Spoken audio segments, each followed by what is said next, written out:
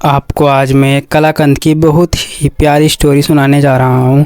मैं रोज ही दोपहर के समय देखता वो बूढ़ा चुपचाप दुकान के सामने आकर रुक जाता। लालच भरी निगाहों से मिठाई की दुकान में करीने से सजी हुई मिठाइयों को देर तक जब तक संभव हो निहारता रहता।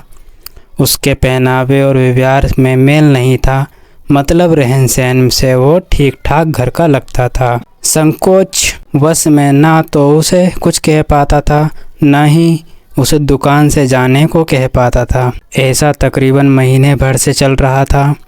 आज भी वो देर से खड़ा था और जैसे ही वो जाने को तत्पर हुआ, मैं सामने आ गया।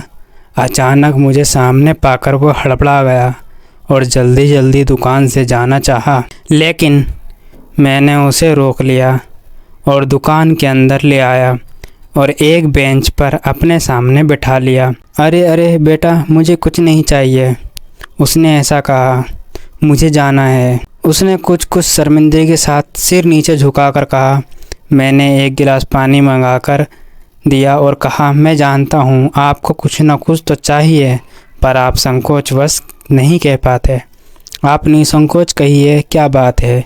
थोड़ी देर तक सुनने में देखने के बाद उन्होंने कहा, बेटा तुम मुझे एक टुकड़ा कलाकंद का दे सकते हो क्या? मेरे पास तुम्हें देने को पैसे नहीं हैं, लेकिन मैं तुम्हें दुआएं ज़रूर दूंगा। मैं रिटायर्ड शिक्षा अधिकारी हूँ, लेकिन समय की ऐसी मार की भरा पूरा परिवार होने के बावजूद अपनी पसंद की एक मिठाई भी नहीं खा सकता। जब तक पत्नी थी उसके साथ सुख दुख बांट लेता था। जब से वो गई कोई खाने को भी पूछने वाला नहीं।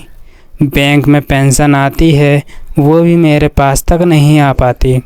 एटीएम से सीधा बेटा निकाल लेता है। किसी से इस कारण कुछ नहीं कहता कि बेकार बच्चों की बदनामी क्यों करूं। सब सह लेता हूं, बस एक पता नहीं कैसे मिठाई खाने का बहुत दिनों से मन कर रहा था।